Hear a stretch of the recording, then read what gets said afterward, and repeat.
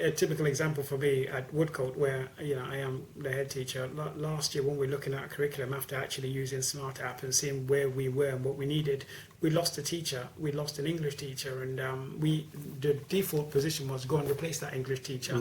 But we then looked at our staffing, and we had capacity in the humanities department, over capacity to actually cover Key Stage 3 English. So what we did was turned the 10 periods a fortnight we gave to English, 2 of them became reading and literacy lessons. So essentially my English department were able to plan this scheme of work, which was purely based around reading, but they could be delivered very effectively by humanities teachers. Well, it meant it saved us a whole teacher's salary, because we didn't have to go and get that English teacher. But more importantly, it allowed me for the first time to buy a product from the local college, East Surrey College, where I was able to send 12 young people every Monday to do 3 vocational courses, hair and beauty, motor mechanics, and plumbing. And those 12 kids in the end, who we sent to college every Monday, we were able to then timetable so that on the Monday they would not be missing out on their core subjects of maths, English or science. But the money we paid East Surrey College meant the money we effectively saved from an English teacher we didn't necessarily need.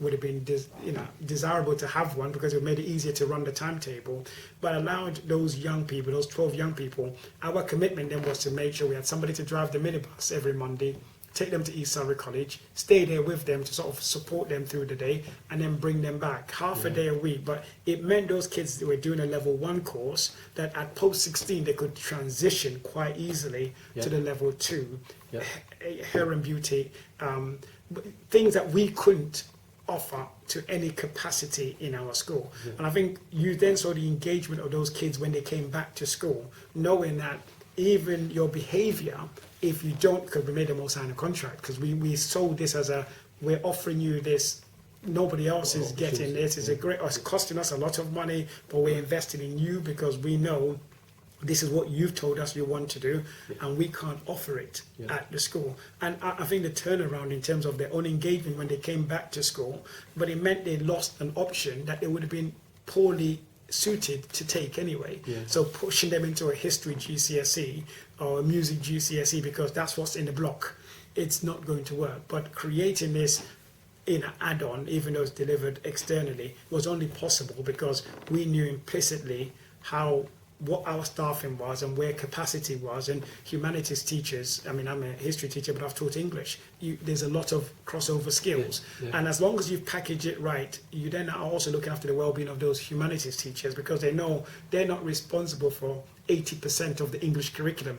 They're responsible for a reading element, which is it's transformational across the school. They need literacy and reading. So ultimately, and the scheme of work was planned for them. So it's all that background work to actually make it work better. But the end result is you're impacting so positively on young people just because of a decision not to bring an additional English teacher in. And I think it's really, really powerful to understand how you can creatively model your curriculum and actually have an impact. And the reality of that is that's £56,000 roughly that you're saving, not saving, you're reinvesting in a different way. And saving, because actually the cost of the college course, the 3 college courses, was about half what that teacher would have been. So effectively you're offering more, but for less money. You're offering more to the young people for less But that's money. Putting the investment in a different place, so it does the job differently. I mean, our experience tells us that most secondary schools of any size, there's a capacity of about £250,000, and that's usually in surplus teaching staff sitting there, roughly £2,000 a period. But if having £250,000 to think about spending differently, this is not just about saving money. It's about reinvesting. Where's it best going to be used to either to engage the children or to get a better result out of that process.